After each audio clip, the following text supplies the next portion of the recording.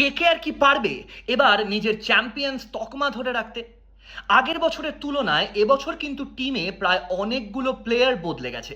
একদিকে যেমন ক্যাপ্টেন হিসেবে শ্রেয়াস আইয়ার টিমে নেই, ঠিক তেমনই গৌতম গম্ভীরকেও কিন্তু মেন্টর হিসেবে কেকেআর মিস করবে, ঠিক তেমনই মিস করবে মিচেল স্টার্ক এবং ফিল সল্টকে। তাহলে আছেটা কি? আছে, অবশ্যই আছে। আন্দ্রে রাসেল থেকে শুরু করে সুনীল নারায়ণ, রিঙ্কু সিং, হর্ষিত রানা, বরুণ চক্রবর্তী, লিস্টটাও কিন্তু কম লম্বা নয়। এদিকে ভেঙ্কটেশ আইয়ারকে অনেক টাকা দিয়ে কিনেছে শাহরুখের টিম।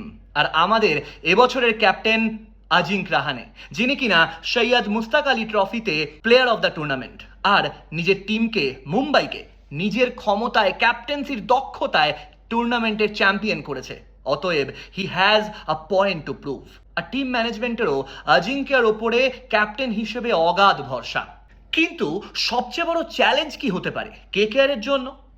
আগের সিজনে প্রথম কিংবা শেষের দিকে মিচেল স্টার্ক এসে যেভাবে একের পর এক উইকেট নিয়ে যেত, এইবার কেকেআর এর সেরকম কোনো এক্সপিরিয়েন্সড পেস বোলার নেই।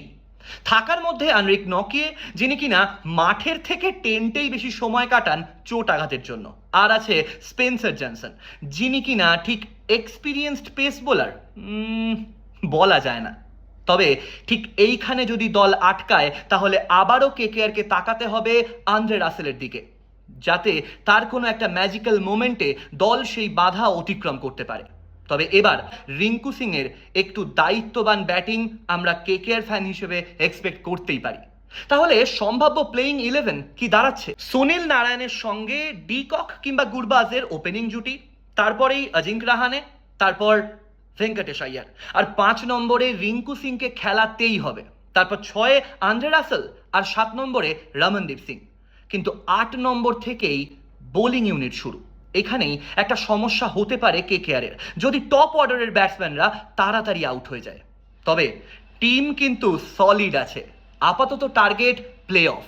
করবো, লড়বো, জিতবো মন্ত্রেই হবে এই বছরের শো অফ। কি মনে হয় আপনাদের? কমেন্ট করে জানাতে ভুলবেন না কিন্তু।